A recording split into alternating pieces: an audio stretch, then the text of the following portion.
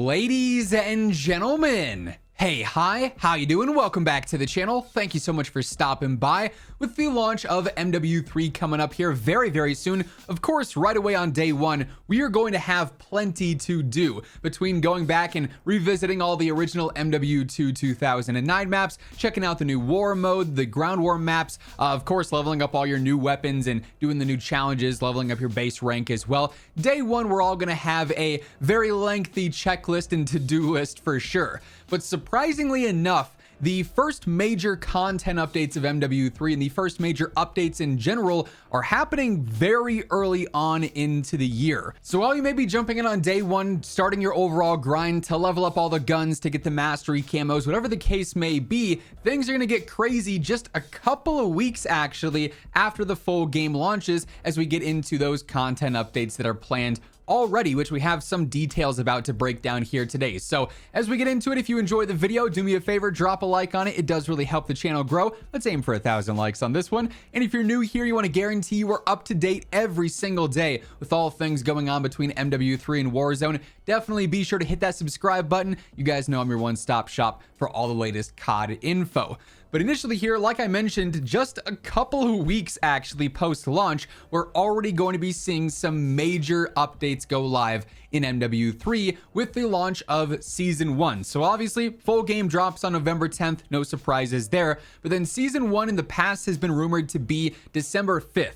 And now we actually have it courtesy of the Season 6 Battle Pass in MW2 and Warzone. We know that's going to be available in the pre-season before Season 1 goes live in MW3. As of right now, unless anything changes with the countdown timer or anything like that, that says that Season 6's Battle Pass is going to be ending on December 6th, and that means that Season 1 would be starting on December 6th. So just under a month, about 3.5 weeks after launch of MW3, we've got our first major update, which I feel like is that perfect time of, okay, maybe you've already played all the MW2 2009 maps. Perhaps those are going to be a little bit stale after a couple of weeks of grinding things out. Well, then right away, we've got new content inbound to, freshen things up. And then that sets the cycle of pretty much every single month seeing a new major content update throughout the year. So as of right now, December 6th is that first date where we're going to see the majority of our initial content updates and the first in-year updates for Modern Warfare 3. So obviously mark your calendars accordingly. Now, what should you be expecting with this December 6th update and the launch of Season 1? Well, some of it obviously is very standard, but we already got some confirmations of our first seasonal content, including the fact that we are going to see 3 brand new 6v6 maps launch on day 1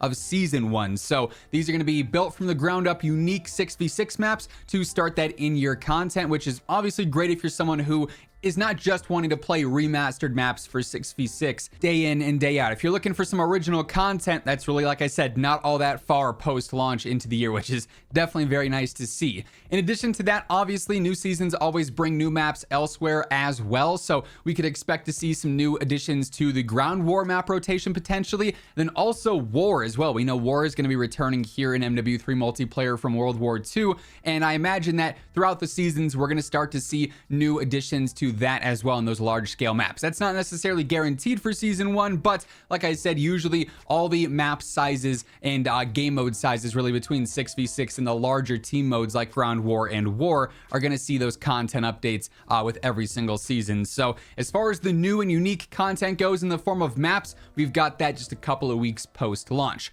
Obviously, it being a new season, this also means it's going to be our very first new weapons update for MW3 as well on December 6th. And if it's anything like the years past, which, I mean, let's be honest, COD is very predictable. It probably will be. We're going to see, 2 to 4 new weapons throughout the season, a couple at launch, and then a couple in the mid-season update as well, which I'll actually talk a bit more about here too, because there's other confirmations that we have for that already as well, which is kind of surprising. Of course, a lot of this content that's going to be introduced into the game with this first major, content update is going to come via the Battle Pass. During the preseason period from launch up until December 6th, we're going to be earning progress for our MW2 Season 6 pass in MW3, but then come December 6th, we are going to have our very first Battle Pass and seasonal update there for MW3 and Warzone, and you know, the DMZ Zombies Outbreak style mode as well. So that Season 1 Battle Pass is going to be going live then. Obviously, as we already know, thanks to the Vault Edition pre-orders, there is going to continue to be the Black Cell upgrades for every single pass this year, so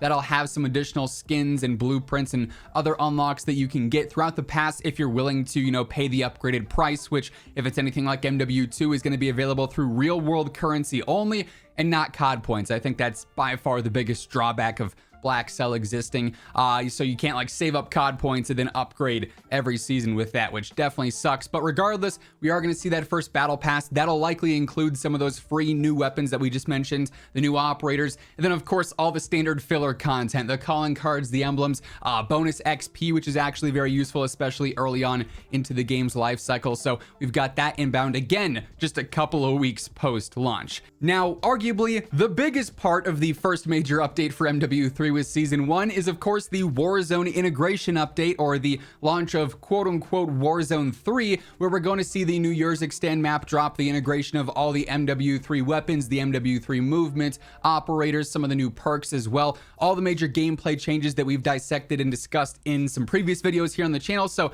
if you want all the super in-depth details, feel free to go and check out those videos. They'll either be linked at the end of the video on screen or down in the description below if you're interested there. But yeah, the Warzone integration update should be happening on December 6th, and obviously that's going to be huge in and of itself. Like I said, maybe the single biggest update and piece of content, if you just want to refer to it simply as that, with this update in general.